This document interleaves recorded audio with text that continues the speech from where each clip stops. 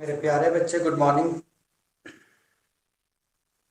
चलिए बच्चा, ये बताइए कि क्या सब कुछ सही सही नजर आ रहा है? सब कुछ सही सही दिख रहा है? थोड़ा सा यहाँ दिक्कत है। अब सही हो गया। अब बच्चा देखिए, पिक्चर भी सही हो गया। अब आप ये बता दीजिए, क्या आवाज सही से सुनाई पड़ रहा है मेरे बच्चे? और पिक्चर वगैरह सब कुछ सही सही दिख रहा है? ये बताइए। हो सकता है बच्चा मौसम की वजह से कुछ प्रॉब्लम इशू हो सकता है, तो थोड़ा बता देंगे तो अच्छा रहेगा।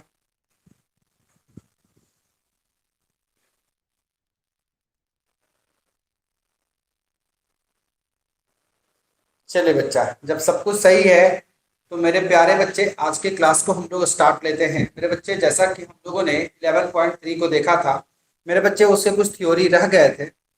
तो लेकिन बच्चा, आज हम लोग 11 के मिसलेनियस को देखेंगे। उस थ्योरी को बच्चा हम लोग कर लेंगे, परेशान ना होइएगा तो अच्छा रहेगा। उस थ्योरी को भी देख लेंगे बच्चा, घबराइएगा नहीं। क्योंकि थ्योरी तो बच्चा आपको पीडीएफ में भेज दिया है, सिर्फ समझाना ही बाकी है बच्चा। समझा लेंगे, परेशान ना हो इसके लिए। और बच्चा, आज हम लोग 11 का मिसलेनियस देखेंगे मेरे प्यारे बच्चे। 11 का मिसलेनियस देखेंगे बच्चा। 11 के जब मिसलेनियस को हम लोग लास्ट करें, मान लीजिए कि आज के क्लास, कल के क्लास, अगर मान लीजिए हो सकता है 2 क्लास में, तो कोशिश करेंगे समाप्त कर देने का। लेकिन अगर नहीं हो पाया बच्चा तो तीसरा क्लास। बच्चे, अभी हमारे पास मान के चलो 3 दिन है बच्चे। आज से लेकर 3 दिन, इन 3 दिनों में मेरे बच्चे, मैं आपसे यही गुजारिश करूंगा कि बच्चा 3D के चैप्टर नंबर 11.1, 11.2 और 11.3 बच्चा एक बार और बेहतर तरीके से बच्चे देख लें, ताकि बच्चे इस मिसलेनियस को खत्म करते करते मेरे बच्चे, तब तक आपका इस पे अच्छा स्किल आ जाए मेरे बच्चे, अच्छा स्किल आ जाए। अगर एग्जाम में प्रश्न आए तो आपसे छूटने नहीं चाहिए। क्योंकि बच्चे, लास्ट ईयर यानी 2021 का जब पेपर हुआ था, तो बच्चे आपके 11 पॉइंट यानी कि 3D से मेरे बच्चे 5 नंबर का एक क्वेश्चन पूछा गया था, ठीक है। और वो चैप्टर प्लेन से ही पूछा गया था, यानी 11.3 से ही पूछा गया था। मेरे बच्चे, ये सब चैप्टर काफ़ी इंपॉर्टेंट होते हैं 5 नंबर के लिए भी। और जैसा कि आप देख रहे हो कि अगर कंसेप्ट अच्छा होता है तो 5 नंबर उठाना कितना आसान होता है मेरे बच्चे। चलो, अब ज़्यादा बात ना करते हुए मेरे बच्चे, अब हम लोग क्लास को स्टार्ट ले लेते हैं। ठीक है बच्चा, तो चलो स्टार्ट करते हैं आज का class.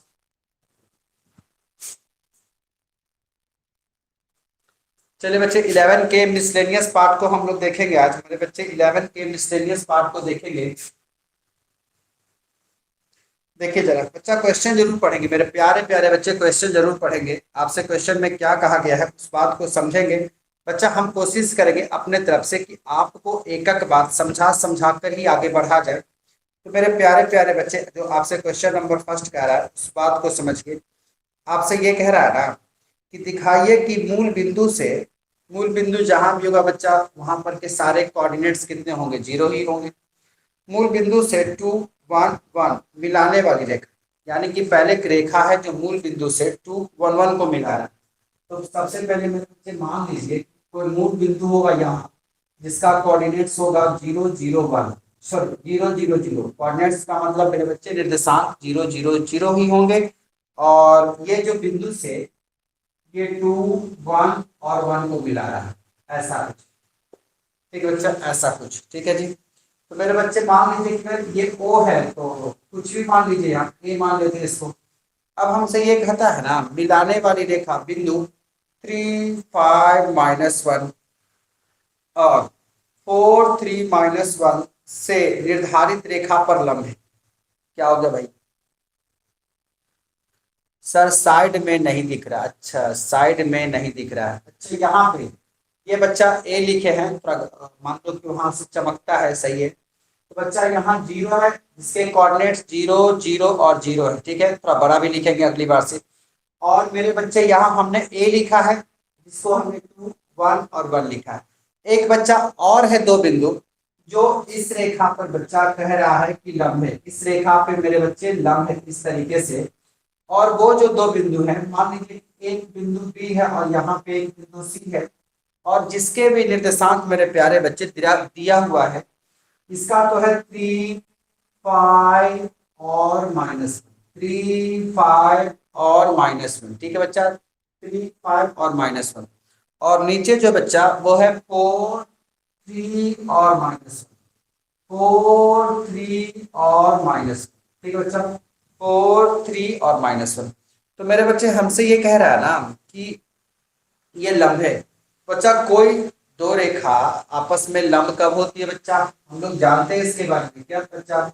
A1 into plus B1 into B2 plus C1 into C2 का मान मेरे बच्चे जब 0 हो जाए, ये कैलकुलेशन करके जब 0 हो जाए, तो मेरे प्यारे प्यारे बच्चे ये देखो A1 A2 B1 B2 C1 C2 आएगा कहाँ से? अब इसके बारे में जरा सोचिए मेरे बच्चे, इसके बारे में सोचिए, तो ये मेरे बच्चे कहाँ से आएगा? तो अब जरा देखो आप कि अगर हम ए की बात करें, बी की बात करें, सी की बात करें, तो बच्चे ये डायरेक्शन रेशियो है। तो ये डायरेक्शन रेशियो कैसे निकलेगा? देखो कैसे निकलेगा मेरे बच्चे। अगर हम ओए को देखें, मेरे प्यारे प्यारे बच्चे, अगर हम ओए को देखें तो ओए से का अगर हमको डायरेक्शन रेशियो निकालना बच्चा, ओए लाइन का अगर डायरेक्शन रेशियो निकालना है तो लिख सकते हैं हम लोग डायरेक्शन रेशियो ऑफ ओ ए। ठीक है, डायरेक्शन रेशियो ऑफ लाइन ओ ए भी लिख सकते हैं, लाइन ओ ए। या बच्चा अगर हिंदी में लिखना तो लिख सकते हो रेखा ओ ए का दिक अनुपात, रेखा ओ ए का दिक अनुपात। ये दिक अनुपात कैसे निकलेगा? तो मेरे बच्चे इसका सबसे पहले A1 निकालना होगा, B1 निकालना होगा और ये C1 निकालना। ठीक है, तो कैसे निकलेगा जरा समझना। तो बच्चा यहाँ पे हम लोग पढ़े हैं इसको x2 माइनस x1 वाला पैटर्न। ठीक है, y2 minus y1 z2 minus z1। बच्चा यहाँ सीधे सीधे घटा x2 माइनस x1 यानी 2 में से मेरे बच्चे 0 गया तो कितना बचेगा? तो फिर यहाँ बच्चे 1 में से 0 गया तो कितना बचेगा? 1। 1 में से 0 गया मेरे बच्चे तो कितना बचा? ये हो गया 1। 1 में से 0 गया तो कितना बच गया? 1। तो मेरे प्यारे प्यारे बच्चे देखो A1 B1 C1 का मान निकल गया। उसी प्रकार मेरे बच्चे direction ratio of line BC, direction ratio of line BC यानी कि BC रेखा का दिक अनुपात निकालना है। तो यहाँ पे मेरे प्यारे बच्चे A2 B2 और C2 निकालो। तो A2 कैसे? तो 4 में से 3 को घटा दो तो 4 में से 3 जाएगा तो कितना बचेगा? 1। 3 में से बच्चा 5 को घटा दो, 3 माइनस 5 तो कितना बचेगा? -2। -1 से मेरे बच्चे -1 से माइनस यहाँ -1। ठीक है, तो +1 हो जाएगा, ये तो 0 हो जाएगा। तो मेरे बच्चे अब यहाँ पे आप देखो मेरे प्यारे प्यारे बच्चे, अब यहाँ देखो सारे के मान तो आ गए। तो अब दो रेखाएं लंबवत कब होती है बच्चा? दो रेखाएं लंबवत कब होती है? यानी कि 2 lines are parallel to each other कब होती है? ठीक है, तो यहाँ पे हम लिख सकते हैं, इंग्लिश में लिख सकते हैं, या यदि दो रेखाएं लंबवत होगी, यदि कर दो रेखाएं लंबवत होगी यदि कब होगा भाई? जब देखो A1 A2 का मान B1 B2 का मान, ऐसे कर लेते हैं A1 into A2 B1 into B2 plus C1 into C2 बराबर 0 हो जाए। तो मेरे बच्चे A1 A2 तो A1 के जगह पे क्या है? 2 और A2 के जगह पे क्या है? 1 प्लस B1 के जगह पे क्या है? 1 और B2 के जगह पे क्या है? -2 प्लस C1 के जगह पे क्या है? 1 और C2 के जगह पे क्या है? 0। तो मेरे बच्चे देखो ये दोनों गुना होकर 2 हो जाएगा, प्लस ये -2 हो जाएगा मेरे बच्चे, प्लस ये तो 0। तो देखो ये गुना होकर सारे के सारे बराबर 0। तो इसी प्रकार मेरे बच्चे जब ये हो गए 0 के बराबर 0 तो लिख सकते हैं hence both line are perpendicular to each other, या बच्चा दोनों रेखाएं एक दूसरे पर लंबवत हैं।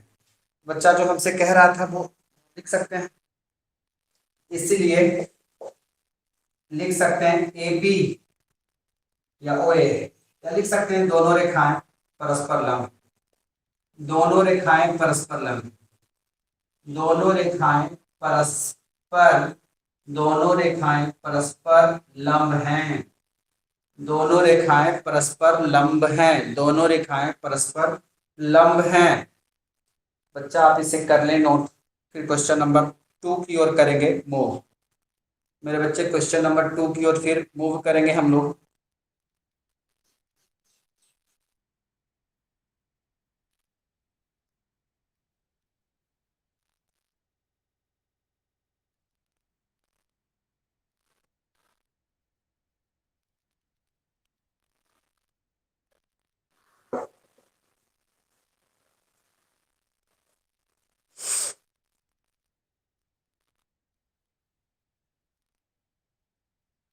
हो जाए बच्चा बताएंगे, डन लिखेंगे। हो जाए बच्चा तो बताएंगे।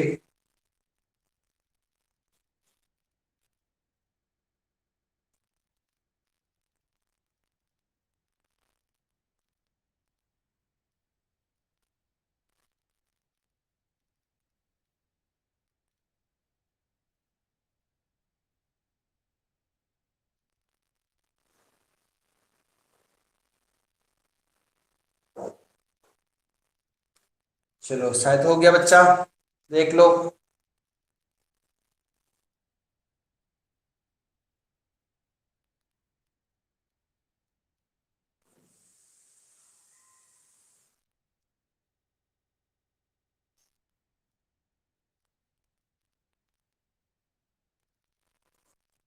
देखो बच्चा, ऊपर का पार्ट मिटा लेते हैं बच्चा, ऊपर का पार्ट मिटा लेते हैं।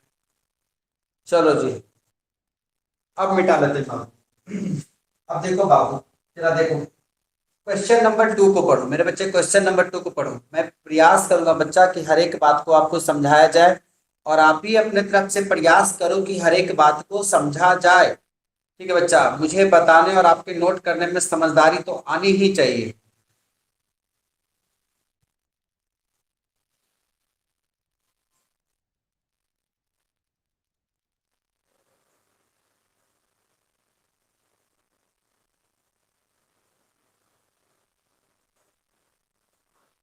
देखो बाबू, क्वेश्चन नंबर 2 क्या कहता है ना, दो परस्पर लंब रेखाओं के डायरेक्शन कोसाइन आपको दिए हुए हैं। मेरे बच्चे, दो रेखा है जो परस्पर लंब है और दोनों के डायरेक्शन कोसाइन दिए गए।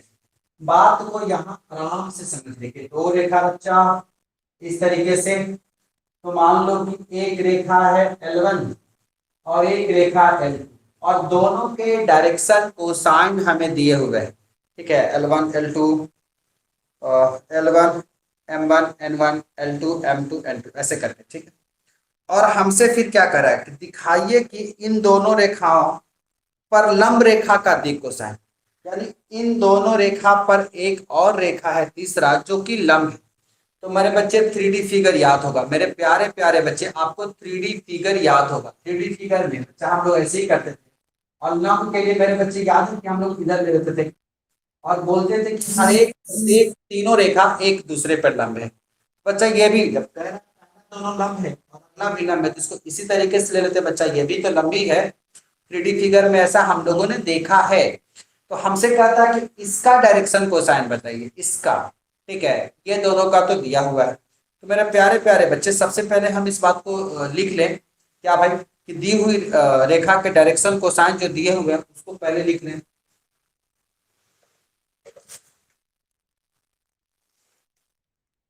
देखो जरा, एक मिनट बच्चा, देखो क्वेश्चन नंबर 2, दी हुई रेखा के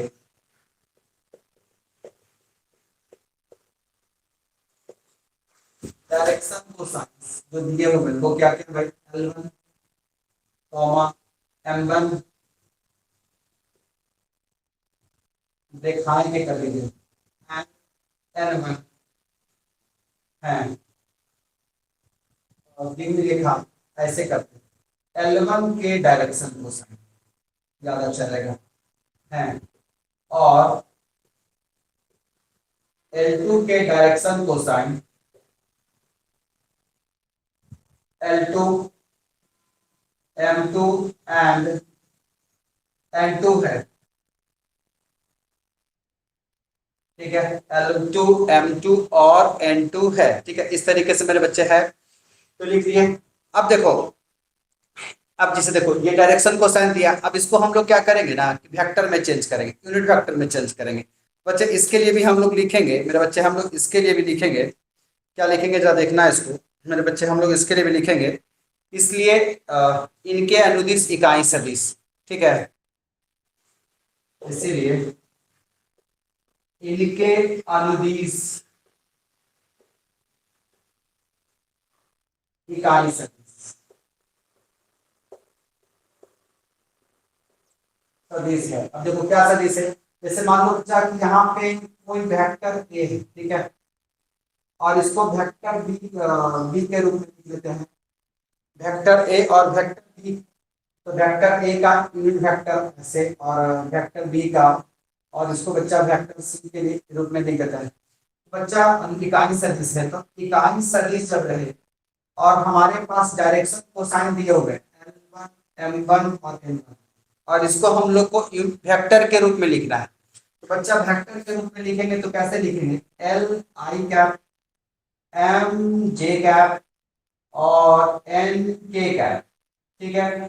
फिर दूसरा को भी हम कहें इकाई सदिश के रूप में ही लिखेंगे, यानी कि बी वेक्टर।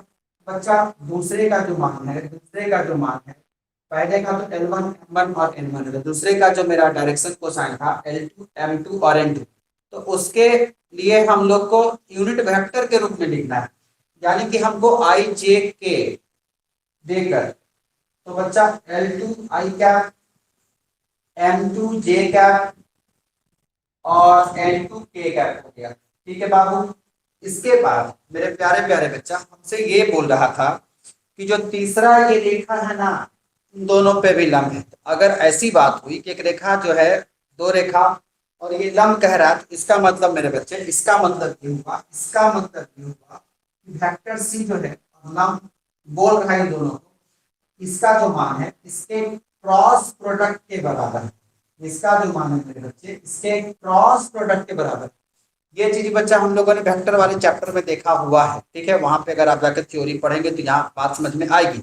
लेकिन अगर समझ में नहीं आ रही तो यहाँ से भी बात को समझने की कोशिश करिए कि अब ये रेखा कह रहा है ये दोनों लंब है, और ये तो लंब हमको बोला ही गया था। तो अगर ऐसी रेखा लंब है और यहाँ से भी एक लंब रेखा है, तो इसका मतलब ये तीसरी रेखा और इन दोनों के क्रॉस प्रोडक्ट बराबर हो जाएंगे, ठीक है। अब देखो जरा, तो बच्चा वेक्टर ए और वेक्टर बी का क्रॉस प्रोडक्ट का मान चाहिए हमको, ये मान चाहिए, और यहाँ पे इसी का मान हमको साबित करना है। तो साबित करना था तीसरी रेखा का लंब जो है और उसमें कुछ मान दिया हुआ है, उसी को साबित करना है। तो बच्चा वो यहीं से आएगा। तो मेरे प्यारे प्यारे बच्चे, ए क्रॉस बी को अगर देखेंगे तो इसको कैसे करते हैं, डिटरमिनेंट फॉर्म में, डिटरमिनेंट फॉर्म में आई जे और के कैप।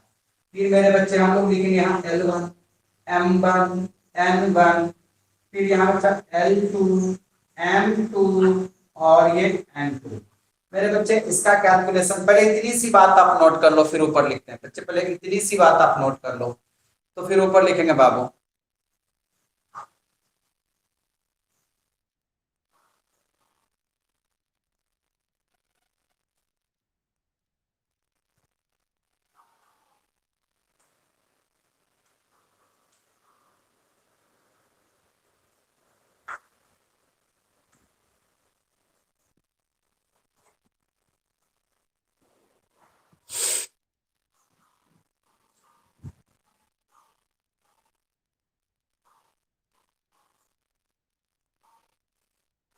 हो जाए बच्चा, कम से कम डन तो लिखेंगे ही।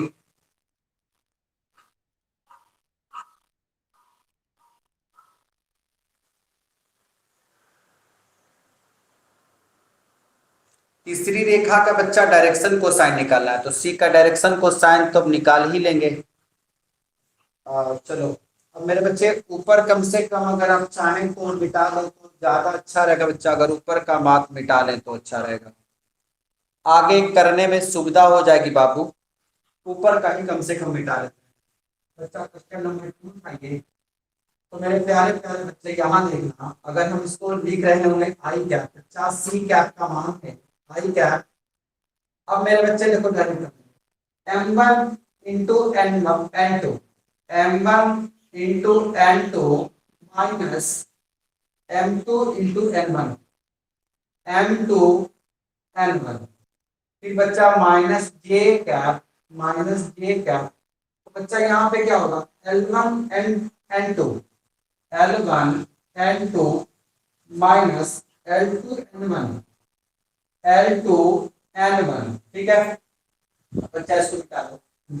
अब यही तो लिखते हैं प्लस के कैप, प्लस के कैप, तो यहाँ मेरे बच्चे क्या हो जाएगा L1 N2, no, L1 M2 minus L2 M1।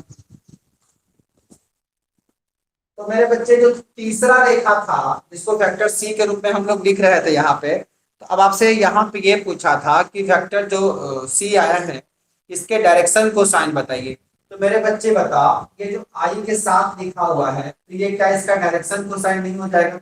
यहाँ पे आप एक बात और कर सकते थे मेरे बच्चे, एक बात और कर सकते थे कि अगर आप यहाँ से माइनस कॉमन लेके इसको प्लस करवा दे तो ज्यादा अच्छा रहता। तो ये भी प्लस में हो जाता, ये भी प्लस में।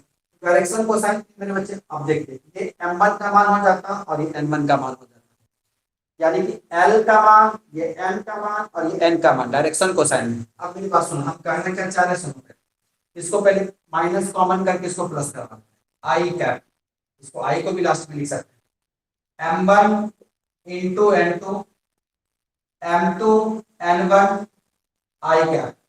बच्चा अगर हम इसको प्लस लिखें, बात समझना, यानी कि हम माइनस को अंदर भेज दें, माइनस को अंदर भेज दो, जब माइनस को अंदर भेज दो बच्चा ये माइनस वाला जो है प्लस में लिखाएगा L2 N1, और ये जो प्लस वाला है ना वो माइनस में लिखाएगा L1 N2, और यहाँ J कैप हो जाएगा प्लस K कैप।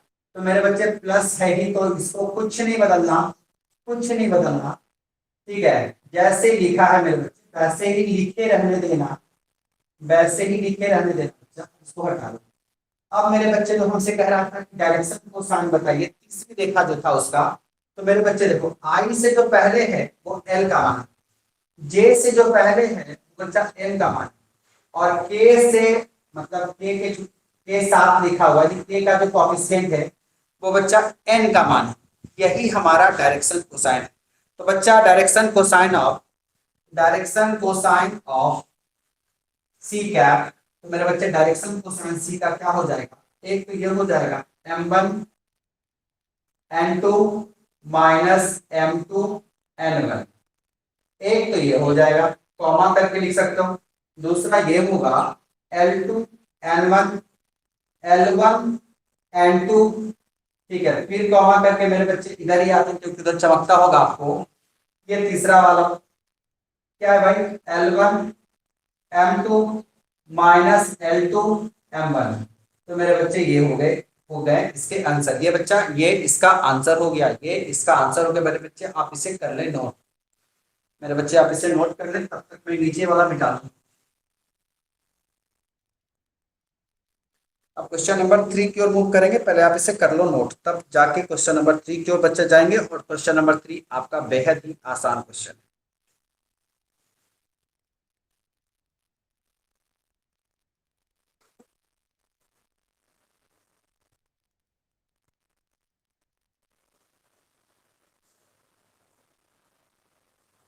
चलिए गुड जॉब।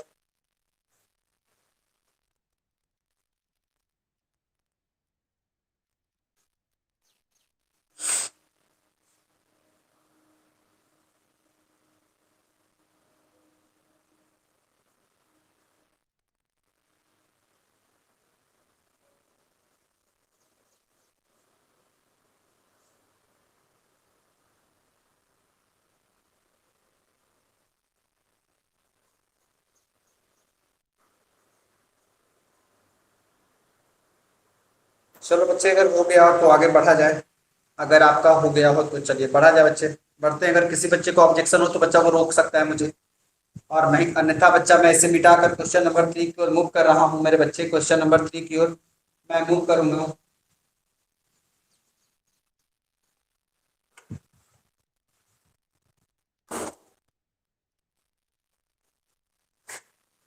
चलिए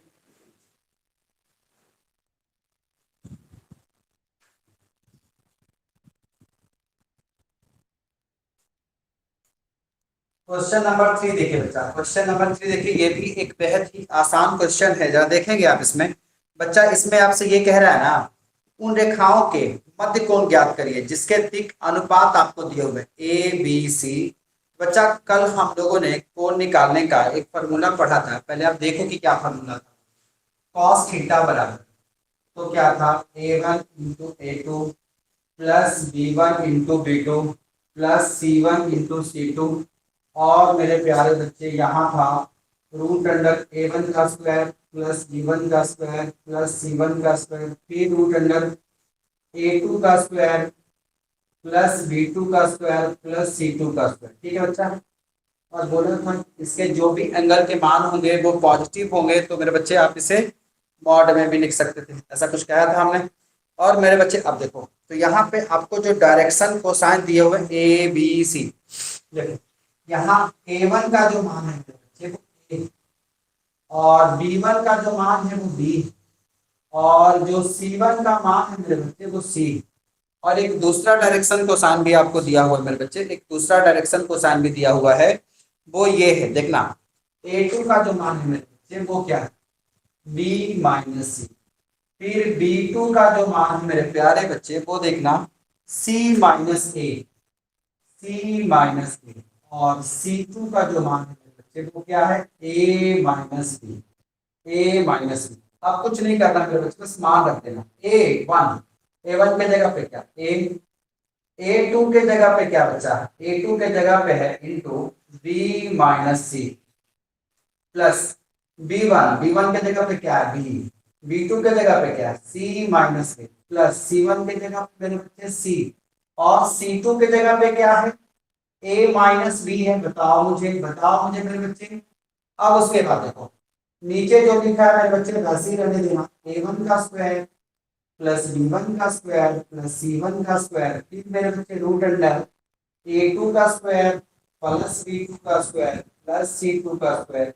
फिर मेरे बच्चे देखो, आप ऊपर क्या करना है ना, गुना कर लो A B minus A C plus B C plus A B plus A plus B C. मेरे बच्चे देखो कुछ कटता है क्या, ए बी यहाँ पे देखना होगा, यहाँ पे बच्चे हमने कुछ गड़बड़ कर दिया, माइनस हो जाएगा ये वाला, ए बी माइनस में ए सी माइनस में मेरे बच्चे यहाँ सी है तो इसको भी सी कर लो, ए सी प्लस में कट गया, बी सी प्लस में और बी सी माइनस। अब मेरे बच्चे देखो ऊपर जो आ गया, ऊपर का मान कितना हो गया जीरो, ऊपर का मान कितना हो गया जीरो। अब जरा सोचो नीचे जो लिखा हुआ है वही लिख देना, ये रूट अंडर ये रूट अंडर। मेरे बच्चे फाइनल क्या आंसर होगा जरा देखना, ऊपर का तो मान जीरो हो गया बच्चा, अब नीचे जो रूट अंडर है वो लिख सकते हो। अगर मेरे बच्चे ऊपर जीरो हो गया नीचे कुछ भी रहेगा तो उसका मान क्या होगा, उसका मान भी तो मेरे बच्चे फाइनली जीरो ही जाना है। तो यानी कि कॉस थीटा का मतलब जीरो, तो कॉस जीरो किसका मान होता है थीटा मेरे बच्चे, कॉस जीरो थीटा में किसका मान होता है 90 डिग्री का।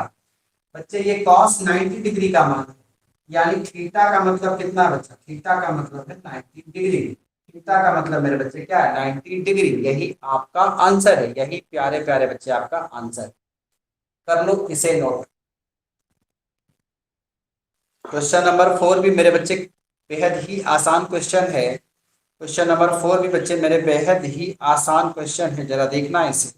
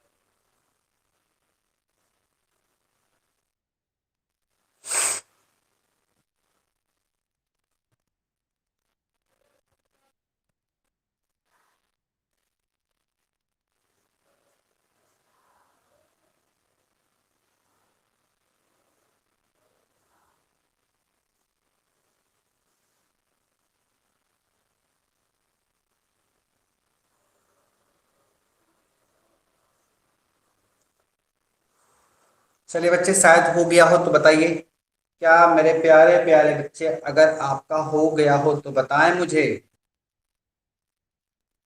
चलिए, लगभग लगभग बच्चों ने कर लिया है। क्वेश्चन नंबर 4 भी डन कर दिया। वाह जी, क्या बात क्या बात। देखो यार, क्वेश्चन नंबर 4 देखो बच्चा, क्वेश्चन नंबर 4 देखो जरा, क्वेश्चन नंबर मेरे बच्चे 4।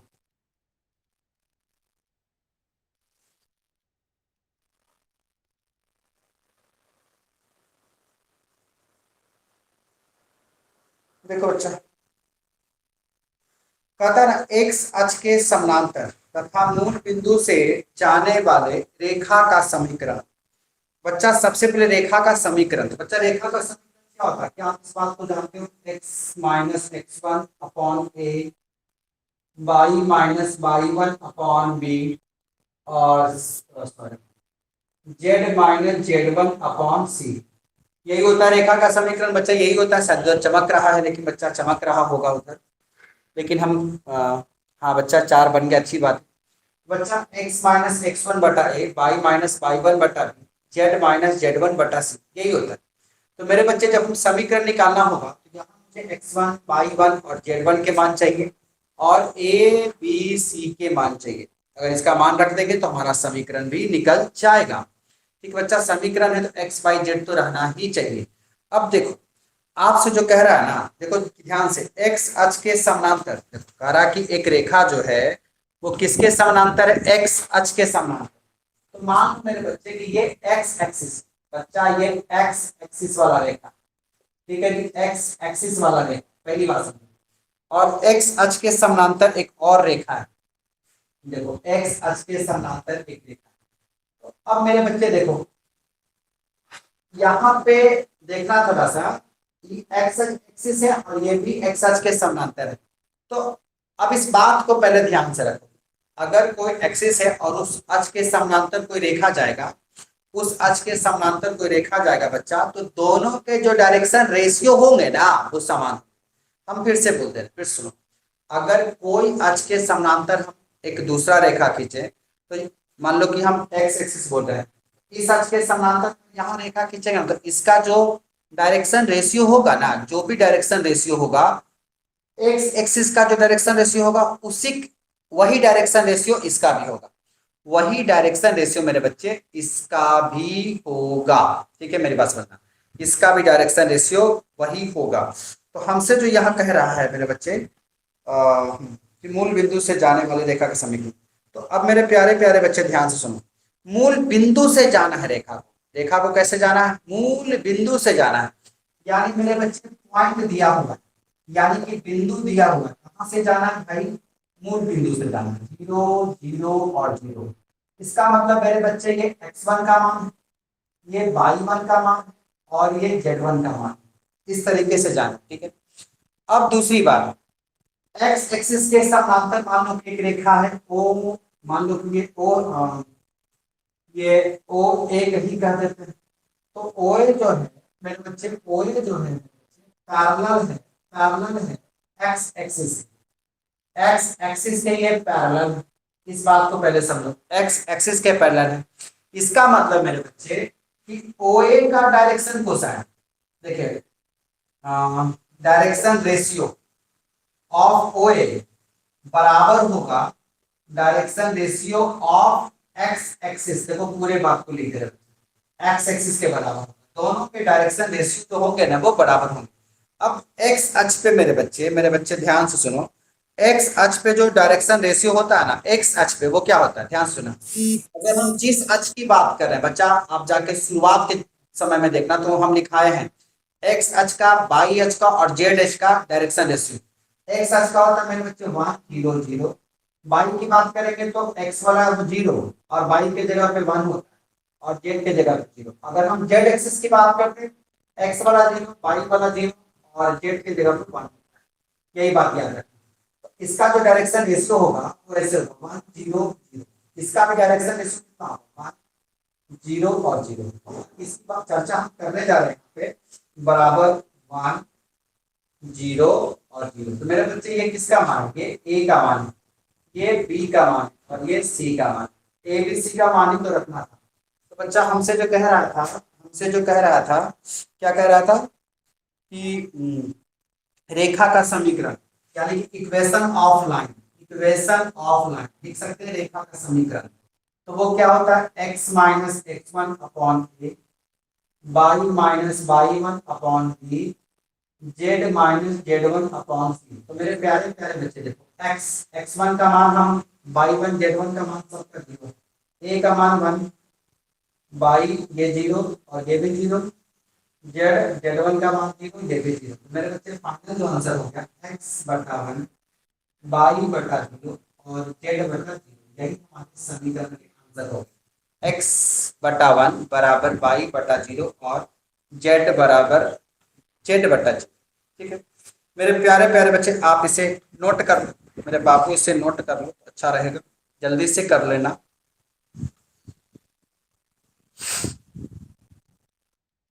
बच्चे देखना, सब कुछ दिखना चाहिए, सब कुछ समझ में आना चाहिए, अच्छा रहेगा। सब कुछ मेरे बच्चे समझते समझते ही आगे बढ़े तो ज्यादा अच्छा रहेगा।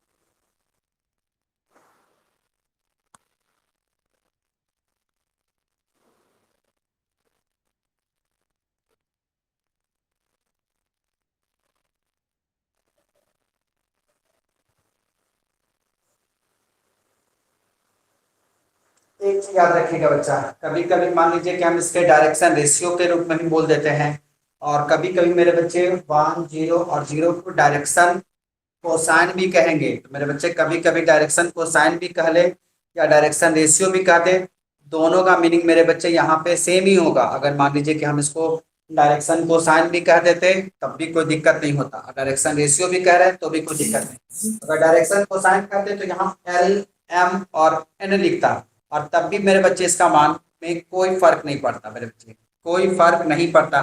बच्चे इसीलिए करें 11.1, 11.2 और 11.3 एक बार और बना लीजिए बच्चा। ठीक है, अगर आपको कोई बात समझ में नहीं आएगी तो बच्चा तो उसको हम लोग देख लेंगे, लेकिन मेरे बच्चे आपको ये जानना जरूरी है कि कितनी बातें समझ में आई और कितनी नहीं। तो मेरे बच्चे में आप सबसे अनुरोध है कि आपको आज कल और परसों यानी कि 27, 28 और 29 ये 3 दिन में मेरे बच्चे पूरी तरह से 3D का सफाया कर देना है, पूरी तरह से मेरे बच्चे 3D का सफाया कर देना है। चलिए बच्चे क्वेश्चन नंबर 5 को देखेंगे, मेरे प्यारे प्यारे बच्चे क्वेश्चन नंबर 5 को देखेंगे।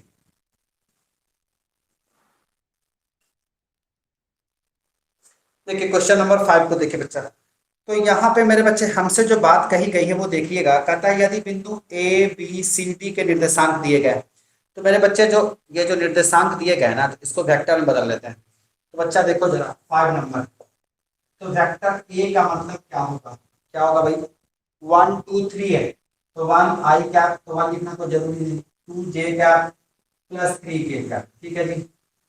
फिर बच्चा वेक्टर बी, बिंदु बी दिया तो इसको वेक्टर में चेंज कर लेते हैं, वो क्या 4 5 7, तो 4 आई कैप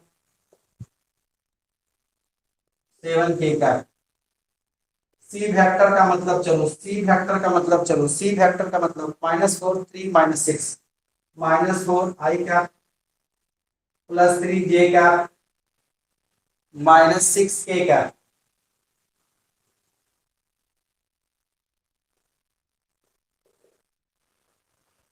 2 9 2 आई कैप 9 जे कैप प्लस 2 के कैप, ठीक है। अब मेरे प्यारे बच्चे ये तो हो गया। अब जो हमसे बात कही गई थी कि दोनों के मतलब दोनों रेखा से जो कोण बनेगा, अब देखो रेखा क्या बनेगा बच्चा, एक तो ए बी होगा और एक बच्चा बनेगा सी डी, तभी तो इसके बीच का कोण बनेगा। जैसे मान लो कि कोई ए है, कोई बी है और कोई सी डी है, ऐसे करते हैं, ठीक है बच्चा। तो बीच में कहीं जो कोण बन ले। अब मेरे बच्चे देखो जरा, ए बी, अगर हम ए बी बात कर रहे हैं, यानी पोजीशन वेक्टर ऑफ बी में से बच्चा पोजीशन वेक्टर ऑफ ए को घटाना होगा, तब मेरा ए बी निकलेगा मेरे बच्चे। क्वेश्चन नंबर 5 बन गया, बहुत अच्छा। पोजीशन वेक्टर ऑफ बी में से मेरे बच्चे पोजीशन वेक्टर ऑफ ए को घटाना होगा, तो बी क्या है 4, 4 में से आई गया तो ये बच गया 3 आई गया, 5 में से 2 गया तो 3 जे क्या, 7 में से 4 गया 3 गया तो 4 के क्या, तो ये ए बी के मान हो गए। उसी प्रकार मेरे प्यारे प्यारे बच्चे सी डी का मान निकालो यार, सी डी का मान निकालो, तो डी में से ये घटेगा, यानी 2 में से ये घटेगा तो ये घटेगा तो प्लस हो जाएगा, तो 6 आई कैप, और फिर 9 में से 3 घटेगा तो प्लस 6 जे कैप, और प्लस 8 के कैप। ठीक है, अब मेरे बच्चे देखो, हम लोग जो फॉर्मूला जानते हैं वो क्या जानते हैं जी, हम लोग जो फॉर्मूला जानते हैं मेरे बच्चे वो हम लोग क्या जानते हैं, देखो जरा, ए बी का डॉट प्रोडक्ट सी डी के बराबर है, फिर ए बी का मैग्नीट्यूड बच्चा इंटू सी डी का मैग्नीट्यूड। ठीक है, A B into C D, तो बच्चा क्या करना है कि गुना करना है, आई वाला को आई वाले के साथ, 6 को 3 से 18 डायरेक्ट कर देना, फिर 6 को 3 से 18, फिर बच्चे यहाँ पे 4 को 8 से गुना करेंगे तो 32। अब मेरे बच्चे और अंडर, तो यहाँ पे देखो 3 का स्क्वायर, 3 का स्क्वायर और 4 का स्क्वायर, तो 3 का स्क्वायर कितना 9, फिर मेरे बच्चे यहाँ पे 3 का स्क्वायर 9 प्लस 4 का स्क्वायर 16, यहाँ मेरे बच्चे 6 का स्क्वायर 36, फिर प्लस 36 और प्लस 64, तो मेरे बच्चे ये जोड़कर 36 और 32 68 68, और यहाँ पे क्या आना है 16 और 25 और 34 34, और ये कितना, ये आ जाएगा मेरे बच्चे, ये आ जाएगा कितना 70, 136 136 1√36। हाँ ठीक है, अब मेरे बच्चे ध्यान से देखो जरा, अब मेरे बच्चे ध्यान से देखो, कॉस थीटा बराबर, कॉस थीटा बराबर क्या दिक्कत है भाई, हो गया सबका क्या, गुड जॉब।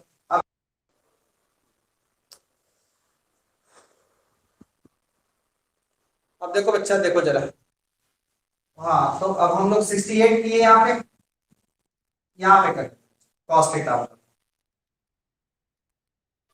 ऊपर तो 68 है, नीचे 34 है, बच्चा जो ये 36 है ना, अगर √34 को 4 से गुना करो 4 से, तो ये 136 ही हो जाएगा।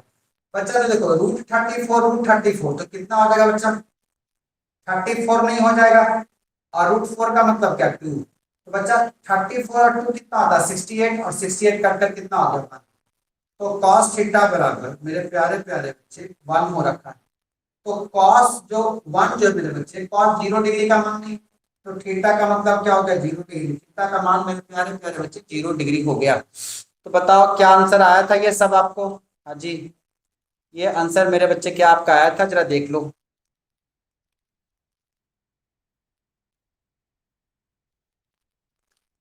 बिल्कुल आया होगा बच्चा, बिल्कुल आया होगा, देख लो जरा। क्वेश्चन नंबर 6 तो मेरे बच्चे काफी आसान क्वेश्चन है बाबू, क्वेश्चन नंबर 6 तो बेहद ही आसान क्वेश्चन है।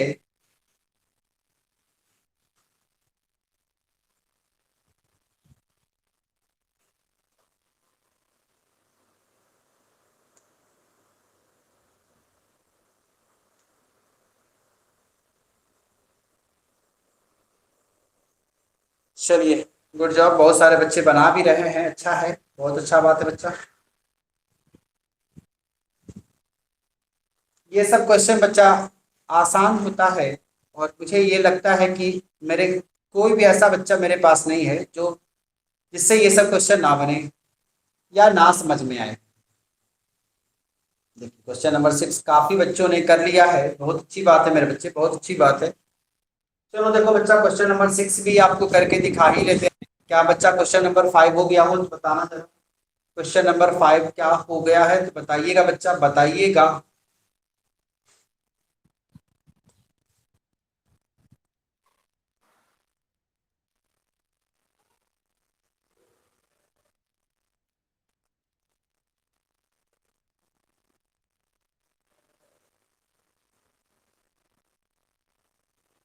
अब देखिए x माइनस वन, और यहाँ मेरे बच्चे क्वेश्चन में है -3। फिर बच्चा क्या है y-2, y-2, और यहाँ मेरे बच्चे हैं 2k। ठीक है, इसमें बच्चा हम क्या करेंगे ना कि आपको हिंट दे के छोड़ दे रहे हैं, और मुझे ये लगता है z-3/2 आप बनाना इसको अपॉन 2। एंड एक और इक्वेशन है x-1, और ये हो गया 3k बराबर है y-1 बराबर है 1, और है बच्चा z-6 बराबर है मेरे बच्चे -5। और हमसे क्या कह रहा है मेरे बच्चे, हमसे क्या कह रहा है वो देखना जरा। हमसे जो कह रहा है, देखिए बहुत सारे बच्चे जो है बना रखे हैं, अच्छी बात है। देखिए हमसे कह रहा है कि दोनों जो समीकरण है, हाँ जी, तो क्या क्वेश्चन है, क्वेश्चन देखना। कहता है ना कि परस्पर लंब है, या जो दो समीकरण दिया हुआ मेरे बच्चे, जो दो समीकरण है, दो रेखा का समीकरण है बच्चा, ये पहला रेखा ये दूसरा रेखा, और कहता है कि दोनों एक दूसरे पे लंब है। तो बच्चा हम लोग जानते हैं कि दो रेखाएं परस्पर लंब होगी कब। बच्चा दो रेखाएं परस्पर लंब होगी कब, two lines are perpendicular to each other if, कब देखो जरा। दो रेखाएं दो रेखाएं परस्पर परस्पर लंब होंगी यदि, कब भैया, इधर लिखो, यदि a1 into a2 plus b1 into b2 plus c1 into c2 के मान क्या होने चाहिए, 0। मेरे बच्चे देखो, ये जो 3 है ना, ये a1 का मान है, ये 2 के है मेरे बच्चे वो b1 का मान है, और ये जो 2 है मेरे बच्चे वो c1 का मान है। 3 के a2 का मान है, एक 1 जो लिखा बच्चा ना वो b2 का मान है, और -5 मेरे बच्चे c2 का मान है। तो सारे के मान रखो, a1 के, फिर a2 से गुना करो, फिर b1 को b2 से गुना करो, c1 को c2 से, और हर एक को जोड़ो। तो मेरे बच्चे आपको यहाँ पे k का मान कुछ निकलेगा, k का कुछ मान निकलेगा, और k का जो मान मेरे बच्चे आएगा -10/7। तो बच्चे बस यही मान निकालना है। तो बताओ मुझे, कोई ऐसा बच्चा है जिसको ये लगे कि ये प्रश्न तो हम बना नहीं सकते, तो बच्चा बताएगा मुझे कि हाँ भाई हमसे ये क्वेश्चन बनेगा ही नहीं, बताओ जरा। कोई बच्चा ऐसा जो ये कह ले कि ना जी ये क्वेश्चन तो हमसे नहीं बन सकता, तो बच्चा मुझे बताएगा, बन जाएगा, बताओ जी मेरे प्यारे बच्चे, बताओ भाई। चलो बन जाएगा, आंसर भी बता दिया, हाँ जी बन जाएगा, बिल्कुल बन जाएगा बच्चा। a1 b1 b2 c1 c2 के मान जोड़ा जोड़ी करो, के बचा है तो के निकल जाएगा। ऐसा किसी चीज कर रखे हैं आप बहुत बार। चलो 7 देखो, क्वेश्चन नंबर 7 देखो, क्वेश्चन नंबर मेरे प्यारे प्यारे बच्चे 7 देखो। प्रश्न को पढ़िएगा, आराम से समझिएगा, हम आराम से सारी बातों को समझेंगे। ठीक है बच्चा, ये दो तरीकों से हम लोग देखने को तो दोनों तरीका भी देख सकते हैं। चलो कोशिश करते हैं। अब बच्चा यहाँ पे क्या कह रहा है, आपको ध्यान सुनना। कह रहा है ना कि बिंदु 1 2 3 से जाने वाली, देखो कोई बिंदु है 1 2 3 से जाने वाली तल, एक तल भी दिया हुआ r और इंटू करके +9 = 0 पर लंबत रेखा सदिश समीकरण ज्ञात करें। लंबत रेखा का सदिश समीकरण ज्ञात करिए। तो सबसे पहले मेरे बच्चे, अगर कोई बिंदु है, लंबत रेखा का सदिश समीकरण है, तो मेरे बच्चे ये चीज आप लोग पढ़ चुके हो, कल ही साबित किया है या कल परसों भी, लेकिन देखना बच्चा, बताया था एक बार, a plus lambda vector B, A R बराबर वेक्टर आर बराबर a plus lambda vector B. लगता शुरुआत में ही बताया था बच्चा, शुरुआत में ही शायद 3D की जब शुरू कर रहे थे, शायद 11.2 रहा होगा मे भी, वहां पे शुरुआत में देखना जाकर ये बताया हुआ है। अब बच्चा देखो, ये हमारा समीकरण रहेगा। तो जो बिंदु से जाने को कहेगा ना, जो बिंदु से जाने को कहेगा वो बिंदु ये है, वेक्टर ए वाला। तो बच्चा जो बिंदु से बोल रहा है ना जाने को, तो बिंदु कितना कितना है भाई, कितना कितना है 1 2 3, तो इसको 1i cap plus 2j cap plus 3k cap. और r बराबर जो ये दिया हुआ है मेरे बच्चे, r बराबर जो ये दिया हुआ है, यहाँ पे इस बात को समझना कि आर बराबर जो दिया हुआ है मेरे बच्चे, देखना आर बराबर नहीं दिया हुआ है, R into I plus J plus, sorry, I plus 2j minus 5k, I cap plus 2j minus 5k, और यहाँ पे क्या है बच्चा, +9 बराबर 0। इस पे लंबवत जो बिंदु ले रहे हैं ना, जो बिंदु है इस समीकरण पे लंबवत है, इस समीकरण पे लंबवत है। बाजी 7 नंबर भी बना दिए, क्या हाहाकार मचा के रखे हुए हैं, बहुत अच्छा। तो मेरे बच्चे इस बिंदु पर भी लंब है, अब मेरी बात सुनना, इस बिंदु पर भी जब लंब है मेरे बच्चे, तो इसका मतलब क्या हो जाएगा मेरे बच्चे, ध्यान से सुनना, जब ऐसा रहेगा ना, तो ऐसा जब रहेगा मेरे बच्चे कि तो हमारे समीकरण के अनुसार जब लंब वाली बात होती है ना, तो लैम्डा और वेक्टर बी के, लैम्डा के बाद जो वेक्टर होता है वही लंब का समीकरण ले लेता है। तो बच्चा यहाँ पे ये जो मान है, ये जो मान है वो लंब को बताता है। अब बच्चा आपको पता होगा, याद है, वेक्टर आर और एन बराबर डी, ऐसा कुछ। अब बच्चा डी को इधर ले आओ, ये डी ही है, तो ये एन क्या, ये एन क्या लंब सदिश नहीं था, क्या बताओ मुझे, क्या ये एन लंब सदिश नहीं था बच्चा, बताना मुझे, क्या एल लंब सदिश नहीं था। तो यहाँ पे मेरे प्यारे बच्चे जब लंब की बात करेंगे ना, तो यहाँ पे वेक्टर बी का काम, वेक्टर बी की बात होगी। वो क्यों होगा भाई, वो क्यों होगा, देखो अगर कोई समतल रेखा, मान लीजिए कि कोई समतल रेखा है, ठीक है, और उस पर कुछ लिए हुए हैं, मान लो कि जैसे कोई समतल है, और कोई रेखा इस पे, अब इसके साथ हम कुछ लंब लेंगे, तो क्या ये दोनों रेखा समानांतर नहीं हो गया। और अभी थोड़ी देर पहले हम बता रहे थे, थोड़ी देर पहले बता रहे थे कि अगर समानांतर हो गया तो दोनों के डायरेक्शन रेशियो जो होंगे वो क्या हो जाएंगे, इक्वल हो जाएंगे। डायरेक्शन रेशियो या डायरेक्शन कोसाइन भी कहा जा सकता है, दोनों के दोनों क्या हो जाएंगे, इक्वल हो जाएंगे। उसी प्रकार में इसका जो मान है, बिंदु तो ये है, इसके बराबर हो जाएगा। और समानांतर वाला भी फॉर्मूला पढ़े तो बी, समानांतर जो जा रहा था वो वेक्टर बी से ही जा रहा था, तो बी ही इसके बराबर होगा, बी ही इसके बराबर होगा। क्यों, क्योंकि यही इसके पैरेलल है, यही लंबवत है, लंबवत है तो मतलब दोनों रेखा आपस में दूसरे के पैरेलल भी हो जाएगा, दोनों रेखा एक दूसरे के आपस में पैरेलल भी हो जाएगा। समतल पे है ना, तो समतल पे दो रेखाएं लंबवत होंगी तो पैरेलल भी हो जाएंगे, ऐसे करके। तो मेरे बच्चे ध्यान से जरा सुनना, इसको जरा ध्यान से सुनना, इसको हम लिखा देते हैं। हाँ बच्चा, हम इसको लिखवा लेते हैं, थोड़ा ध्यान से सुनो, इसको हम लिखवा भी देते हैं। लिखना कि रेखा तल के लंबवत है, चूंकि रेखा तल के लंबवत है,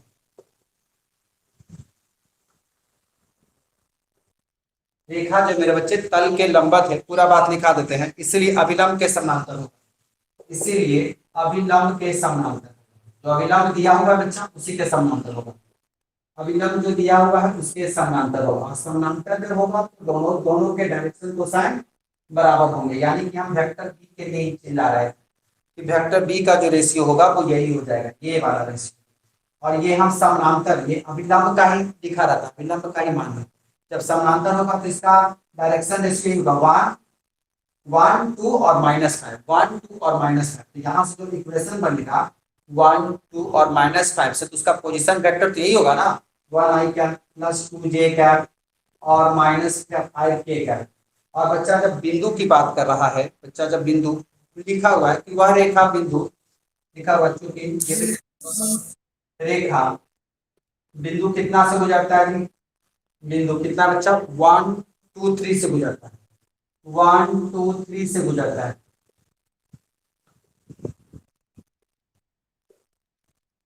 1 2 3 से, देखिए बच्चा सारा लैंग्वेज इसमें लिख दिया गया है, 1 2 3 से गुजरता है। इसका बच्चा पोजीशन वेक्टर क्या हो जाएगा बताना मुझे, i cap plus 2j cap plus 3k cap.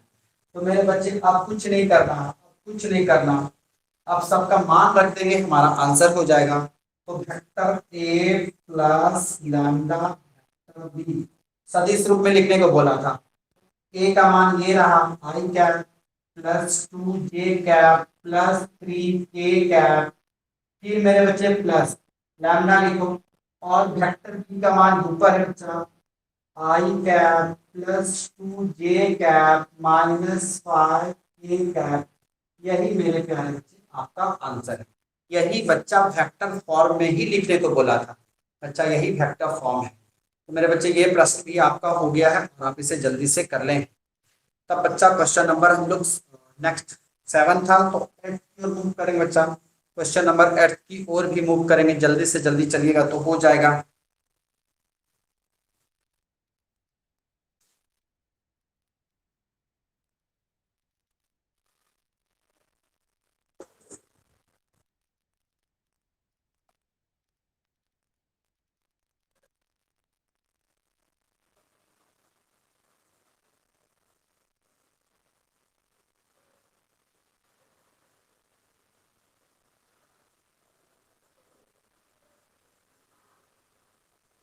ये भी आसान है बच्चा, ये भी शुरुआत में जब 11.2 करवाए होंगे ना, तो 11.2 के मेरे बच्चे शुरुआत में ही हम इसको शायद दिए हुए हैं। तो आप देखिएगा पहला समीकरण आपको अलग से ही लिखाए थे, वहां पे जाके देखिएगा बच्चा। 11.2 जो बताए 8वां नंबर क्वेश्चन में आ रहे हैं, वहां पे देखिएगा जो ये जो बताएंगे समीकरण देंगे 11.2 का, देखिए बच्चा हम बताए हैं, वहां पे जाके देखिएगा। ये थ्योरी हमने भेजा नहीं था, ये हम डायरेक्ट आपको यहीं पे बताया था। तो बच्चा वो भी आज अप्लाई हो जाएगा, वो देखेंगे आप। जैसे प्लेन का एक इक्वेशन बच्चा ये भी बताया था। 8वां नंबर की तरफ मूव कर ले बच्चा, 8 नंबर की तरफ मूव कर ले बच्चे, क्वेश्चन नंबर 8 की ओर मूव कर ले, जल्दी से जल्दी चलिए।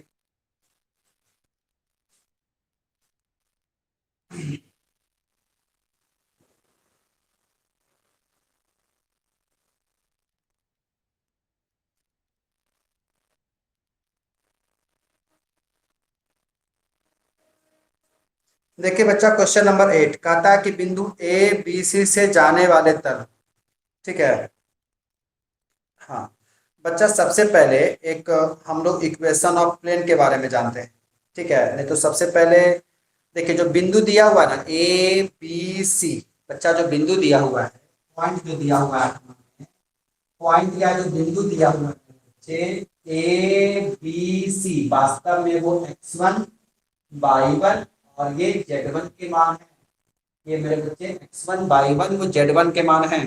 इक्वेशन ऑफ प्लेन मेरे बच्चे जाकर देखना, आपको बताया हुआ है 11.2 के शुरुआत में। इक्वेशन ऑफ प्लेन का एक हमने और सूत्र दिया था, इसमें मेरे बच्चे ए बी सी का भी चर्चा हम कैसे किए थे, जरा ध्यान सुनो। A x minus x1 plus D y minus y1 plus C z minus z1 बराबर 0, ऐसा कुछ दिए थे, ठीक है जी। यहाँ मेरे बच्चे देखो x1 का मान कितना है, सबसे पहले देखो जो मान हमारा दिया हुआ है वो लिखते हैं। x1 का मान मेरे बच्चे b है, अभी b को छोड़ो। y1 का मान मेरे बच्चे क्या है, b है। z1 का मान क्या है, c। अब इसके बाद देखो मेरे बच्चे, इसके बाद देखो जरा, अब हमें चाहिए ए बी और सी का। अब जरा ध्यान से सोचो, यहाँ पे भी मेरे बच्चे लास्ट क्वेश्चन ये है। मेरे बच्चे जरा देखो यहाँ पे इस बात को समझो, यहाँ पे हमारा ए बी सी का मान कहाँ से आएगा। तो हमसे क्या कह रहा है बच्चा, ध्यान से सुनना, ये क्वेश्चन नंबर 7 की तरह है कि जो बिंदु है तल के समानांतर समीकरण ज्ञात करना। जब तल के समानांतर जाओगे तो जो पहला वाला का डायरेक्शन रेशियो रहा होगा, इसका भी डायरेक्शन रेशियो सेम ही रहा होगा।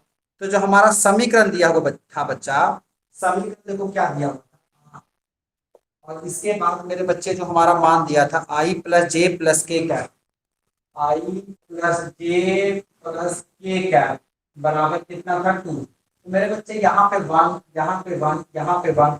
इसके डायरेक्शन रेशियो नहीं दिए हुए थे बताओ, इसके डायरेक्शन रेशियो नहीं दिए हुए थे बताओ, इसका डायरेक्शन रेशियो नहीं था बताओ। इसका डायरेक्शन रेशियो क्या है, ए बराबर 1, बी बराबर 1 और सी बराबर भी 1। ये एबीसी जो दिया हुआ था वो बुक का था, और ये एबीसी हम अलग से कर दिए। तो ये ए के जगह पे 1, बी के जगह पे भी 1 और सी के भी जगह पे 1, यहाँ 0 कर दो। 1 को गुना करने से कोई फायदा है नहीं। अब देखो x plus Y plus Z हो जाएगा, एक्स वाई जेड सब प्लस में। और मेरे बच्चे minus A minus B minus C, अगर उसको लेकर 0 की तरफ लेके जाओगे तो क्या ये प्लस हो जाएगा। मेरे बच्चे बस यही मान लाने को कहा गया, मेरे बच्चे बस यही मान लाने को कहा गया था। इसका बच्चा एक और तरीका है जो हम आपको आपको इसका पीडीएफ बनाकर हम सेंड कर देंगे। अगर आपको वो बात समझ में नहीं आएगी बच्चा तो कल हम इसका दोबारा से चर्चा करेंगे। बच्चे आज का क्लास यहीं पे पोस्टपोन करते हैं, आपकी क्लास का टाइम भी फिनिश हो चुका है। मेरे बच्चे, हमने पूरी कोशिश की कि आपको अच्छे समझाया जाए। अगर बच्चा आपको अभी भी ये लगता है कि कोई बात हमको समझ में नहीं आया बच्चा, तो आप मुझे बता सकते हैं बच्चा, आप मुझे बता सकते हैं। जैसे कुछ बच्चों का था कि क्वेश्चन नंबर 6 नहीं बना, तो बच्चों कल हमने आपके क्वेश्चन नंबर 6 भी बनाकर सेंड कर दिया है, ठीक है जी। तो मेरे प्यारे प्यारे बच्चे, आप देख लो कि अब दिक्कत सिक्कत रहा तो बताएंगे मुझे। क्या बच्चों ने नोट कर लिया, बताइए। क्या मेरे प्यारे बच्चों ने नोट कर लिया, मुझे बताइए। और बच्चा 3 दिन का मिशन है जिसमें 3D फिनिश करना है। बच्चे आज इतना बनाना है और बाकी सब शुरुआत से भी मेरे बच्चे बनाना है, थ्योरी भी पढ़ लीजिए। आप ऐसा प्लान करो कि 3 दिन में मेरे बच्चे 3D को हम लोग फिर से रिवाइज करके विथ मिसलेनियस कंप्लीट कर लें। बच्चा, आपको भी खुशी होगी, मुझे भी बेहद खुशी होगी कि आपने एक बार और रिवीजन कर लिया है। तो बच्चा, लगे लगे रिवीजन तो आपका कॉन्फिडेंस भी बिल्ड करेगा। चलो बच्चा, शायद सारे बच्चों ने कर लिया है, मुझे बेहद खुशी हुई कि मेरे सारे बच्चे अच्छे से पढ़ाई कर रहे हैं। अरे 3 दिन क्लास होगा बाबू, 3 दिन क्लास के तो नहीं होगा। अरे 3 दिन में कंप्लीट करने का टारगेट दिए हैं, तो ऐसा नहीं है कि 3 दिन क्लास नहीं होगा, 3 दिन क्लास होगा बच्चा। क्लास के लिए मत सोचो, छुट्टी नहीं दे रहे हैं बाबू, छुट्टी क्यों देंगे, समझे। आपको लग रहा है 3 दिन का दिए हैं, ठीक है, क्योंकि इसके बाद बच्चे हम लोग प्रोबेबिलिटी शुरू करेंगे जो चैप्टर नंबर 13 है। तो मेरे बच्चे, प्रोबेबिलिटी भी आसान चैप्टर है जिसको हम आराम से ऑनलाइन क्लास में समझा पाएंगे अच्छे तरीके से। बच्चा, जो चैप्टर छूटा हुआ है तो बच्चा हम वो चाहते हैं कि ऑफलाइन में ही आपको पढ़ाया जाए, ठीक है। अगर मान लीजिए क्लासेस ओपन नहीं होता तो फिर तो वो भी ऑनलाइन ही पढ़ाना पड़ेगा। तो चलो बच्चा, तब तक के लिए आप पढ़ाई करें, अच्छे से करें, और बच्चा मिलते हैं कल। तब तक के लिए बाय बच्चा।